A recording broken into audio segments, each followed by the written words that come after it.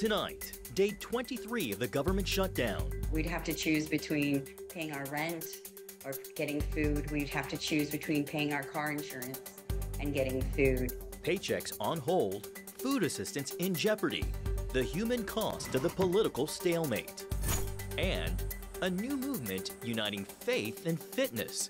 How one young man's faith journey sparked a global revival on the move. And what we thought would be a cool little cute community where we did a devotional beforehand and then we ran together ended up turning into hundreds of people gathered. All this and more tonight on Faith Nation.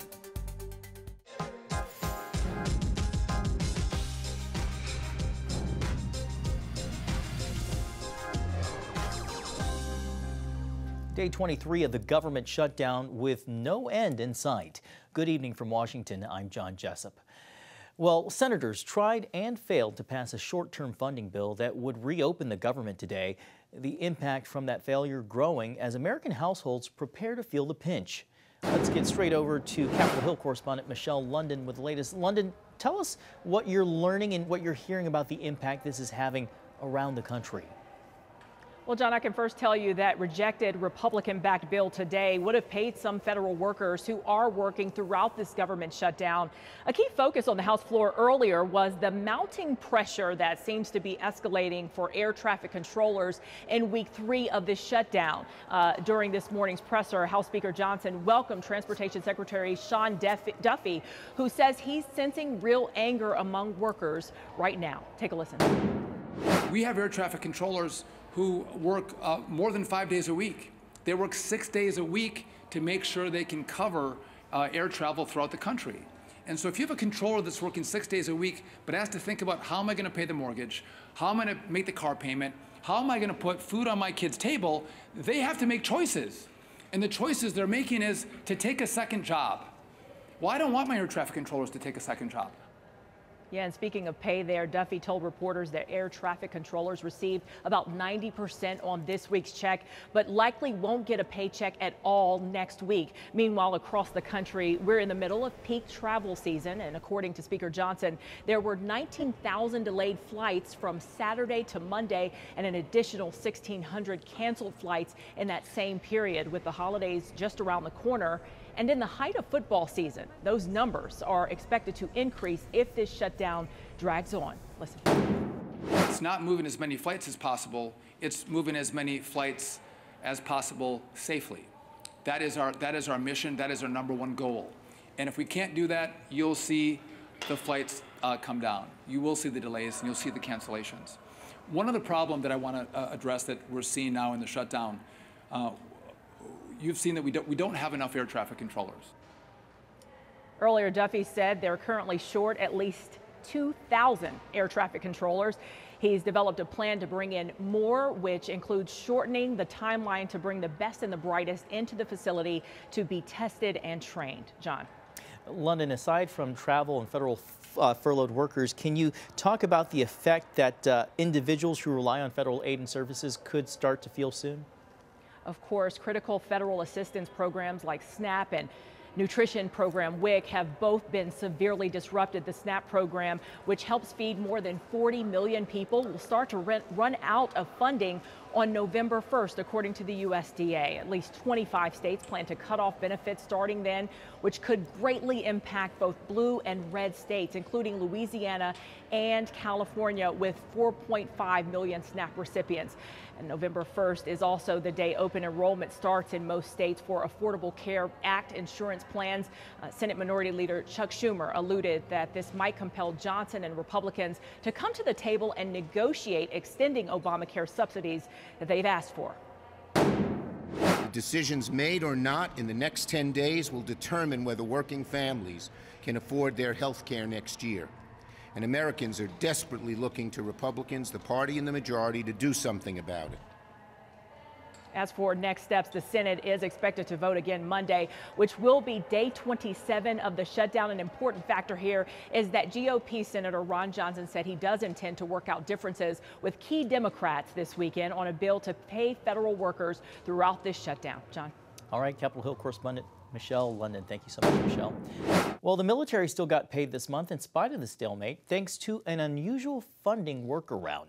Effects of the shutdown, however, go way beyond paychecks. CBN national security correspondent Caitlin Burke has the latest. As the government shutdown entered its second week, President Trump ordered the Pentagon to ensure America's troops received paychecks. They accomplished that by using unused funds originally allocated for research and development. President Trump cares about our service members and he wants to put them first. So does Secretary Hegseth. Pentagon Press Secretary Kingsley Wilson tells CBN News that while the War Department is committed to keeping the American people safe, the lack of funding is taking a toll. We've got a lot of civilians across the War Department who are furloughed and who aren't able to come into work every day. And we've got people who are here working like myself who aren't getting paid. The Heritage Foundation's Richard Stern, an economic policy expert, points to the impact on day-to-day operations of the military. Things that are important for positioning forces, they're important for training, important for maintaining readiness, that again, when there's a lapse in funding, there just isn't the money available to procure the equipment for, or the fuel, or the other supplies that you need. And so while the military has some flexibility, and of course there's federal laws that allow for certain essential functions, of course, to continue even without government funding, it still starts putting a wrench in the works. It still starts grinding to halt, as you put it. VA Secretary Doug Collins says although its hospitals remain operational for America's veterans, important services for those members leaving active duty are not. That leaves them in limbo as they seek a life after the military. And I just call on right now Congress to get this done. Quit holding my veterans hostage right now in the way we're doing it. Military families in the middle of relocating also now left hanging, with permanent change of station moves on hold. Imagine a young family preparing to move. Maybe they've sold their house. Maybe they've packed up a lot of stuff. Maybe the kids are ready for a new school. Now they're just in a stage of limbo where they don't know what's going to happen until this shutdown is over. Whether or not paychecks will continue coming for service members is unknown. The Shutdown Fairness Act of 2025 would have provided funding for active duty members of the military, but so far it has not received enough votes to pass. Caitlin Burke, CBN News, Washington. Thank you, Caitlin. Coming up, will a new round of sanctions bring peace to Ukraine and Russia? The White House's efforts to put pressure on President Putin next.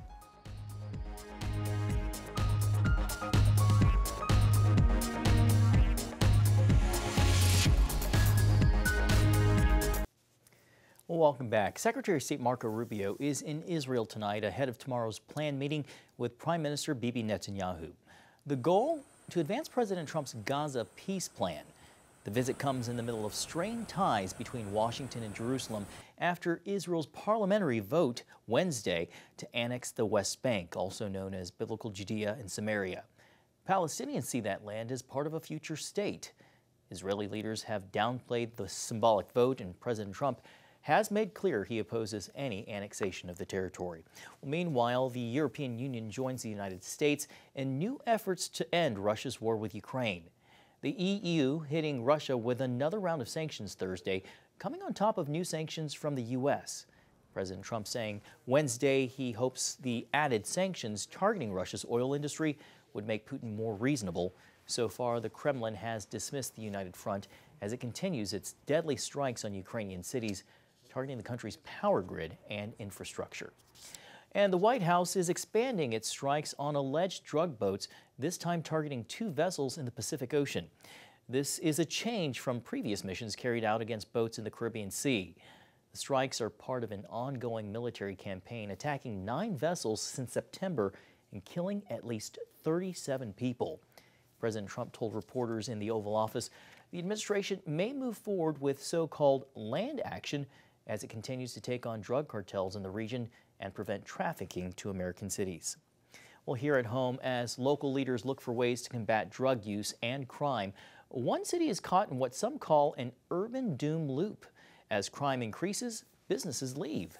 CBN's Dale Hurd brings us the story from Minneapolis.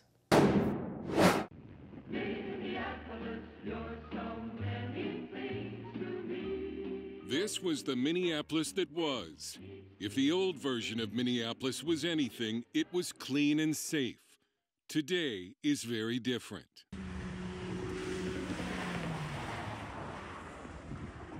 Lifelong residents of Minneapolis will tell you there was a time they could walk these streets without a care.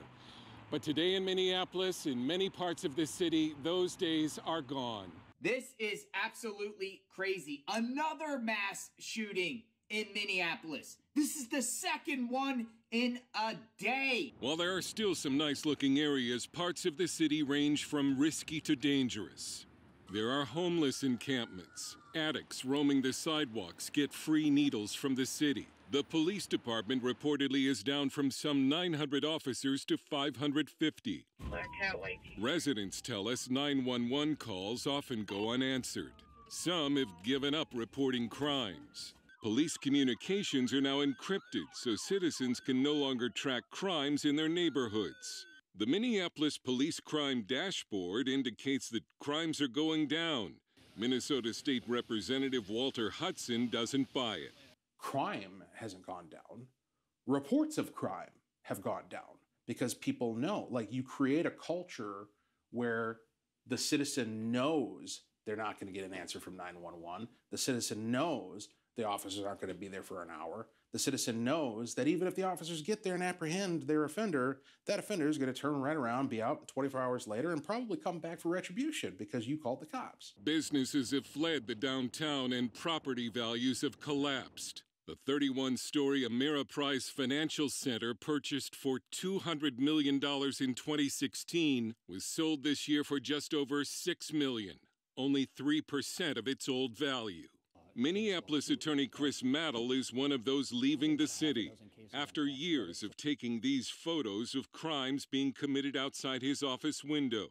Someone was killed near his office front door in August. I have always loved downtown Minneapolis, but I'm up at night worried about my employees when I'm hearing them getting accosted on their way to work. There have been times on Monday and Tuesday mornings around 9, 10 a.m. where we hear gunshots. None of it's reported. Property owner Jeff Swedall left Minneapolis for Utah after losing millions from crime and falling property values after the 2020 riots. Tenants would call the police. They'd get no response. So the police wouldn't come out. There was more and more crime. I had to park my car on the street, and it was broken into 5 times in a year. 5 times in a year. One car. We had windows smashed in, and all the time. So I'm not going back anytime soon. Car vandals strike again. There were more than 500 car break-ins from July to August this year. Minneapolis police admitted they spotted some of the suspects but did not pursue them because of department policy. We've interviewed many people who call 911 in Minneapolis. They'll be placed on hold. Some people have told me sometimes they'll have to call back several times. Liz Collin, a local news reporter in Minneapolis for 15 years, is now the senior reporter at Alpha News and the producer of the documentary The Fall of Minneapolis. It's impossible to ignore the role that politics have played in the decisions in Minneapolis. Policies have changed dramatically in the wake of George Floyd. They're not chasing suspects, and you have these soft-on-crime policies that are being pushed by the Hennepin County Attorney, Mary Moriarty, who seems to side with criminals rather than victims. In a state where an axe murderer who killed his entire family was released from prison on parole this year, Minneapolis continues to move toward decriminalization and less policing. We're going to let the thugs roll over you, and we're not going to do anything about it. County Attorney Mary Moriarty now says she'll no longer prosecute most felony cases arising from traffic stops because she says they target minorities. The head of the Minnesota Police and Peace Officers Association responded, "The city of Minneapolis is under siege with violent crime. Her new policy is a gift to criminals and puts every family in greater danger." Mattel says city policies have pushed businesses like his out of Minneapolis. At bottom, number one, is a failure to actually support law enforcement. Second, the Minneapolis City Council has taken a view that practically every law enforcement stop has some sort of race-based reason for it, which is absurd. Third, the taxes that are happening in Minnesota are so outrageous that business is leaving. The city of Minneapolis and the Minneapolis Police Department did not respond to our request for comment. In August, Mayor Jacob Fry did post on X that Minneapolis is back. We are leading the country in affordable housing. Crime is down across Minneapolis. Our police department is being rebuilt with more diverse officers than ever. And downtown is making a strong recovery with a population growing over 60,000. After the mayor's post, the city reportedly saw in 1 month 55 gunshot victims and double the homicides from the same period last year. The city government sounds hopeful about the future of Minneapolis. However, most of the residents and former residents we talked to did not. Dale Hurd, CBN News, Minneapolis. Thank you, Dale. Running for eternal life inside the Gen Z movement, combining faith and fitness. Well, welcome back. A Gen Z-led group called Run with Christ is taking flight. What started in Columbus, Ohio last year is now in more than 80 cities nationwide and 5 countries.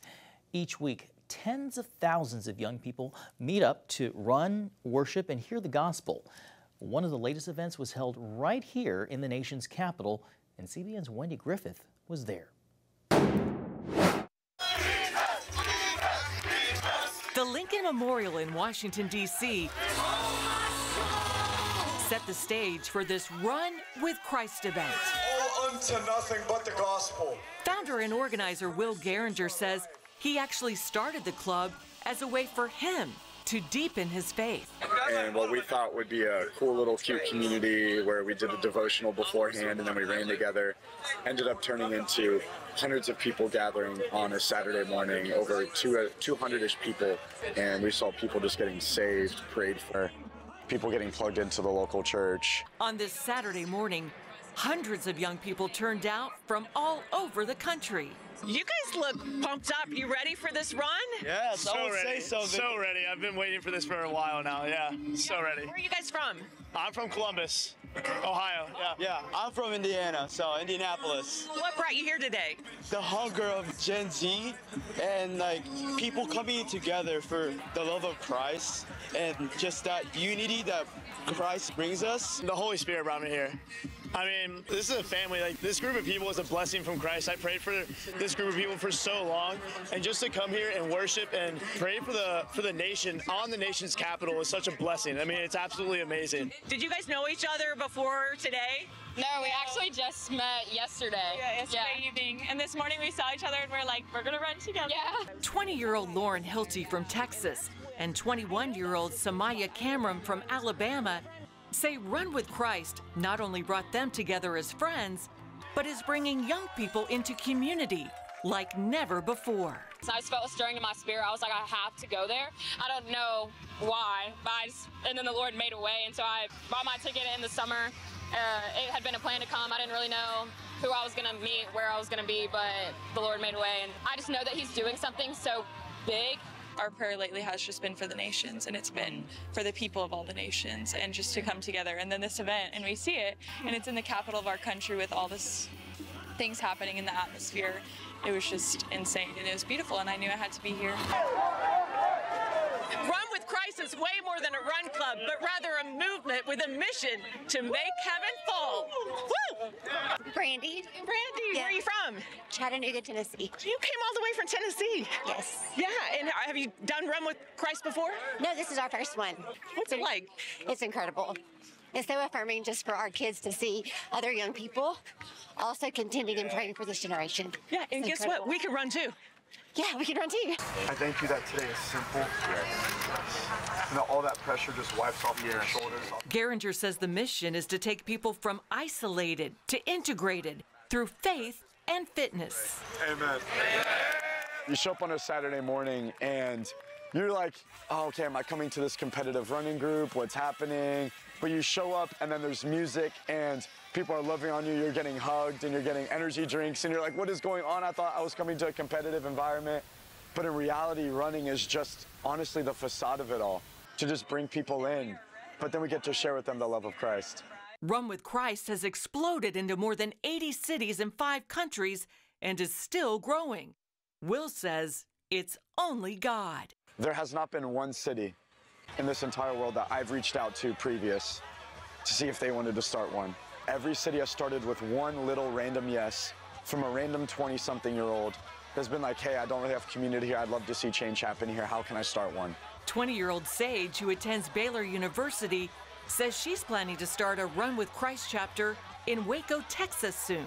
I think Gen Z can really recognize authenticity, and that's why this is so popular, because it's authentic, and because Jesus is authentic and he's real, and that's what people want.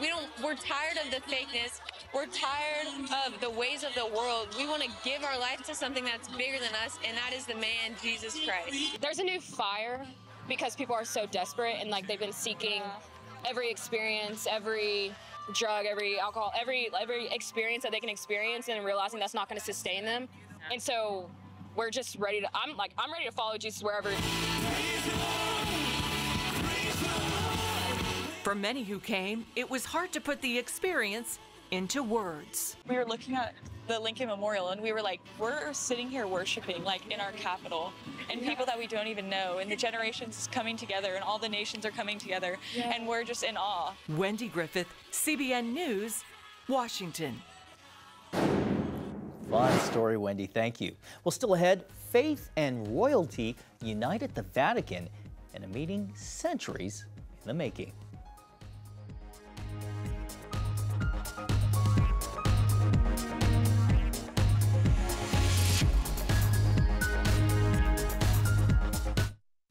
Finally tonight, a historic moment at the Vatican in Rome. Britain's King Charles and Queen Camilla joined Pope Leo, newly installed, from Chicago today in Rome. The visit marked the first time since the Reformation that leaders of the Church of England and the Catholic Church have prayed together. Inside the iconic Sistine Chapel, choirs from the Vatican and Windsor Castle united in song and filled the room with hymns, a rare moment of harmony and history under one roof. And I heard in a report this morning that that's the first time in over 500 years from those two different church backgrounds. Well, thanks so much for joining us. We appreciate it. We hope you have a great night and see you right back here again tomorrow.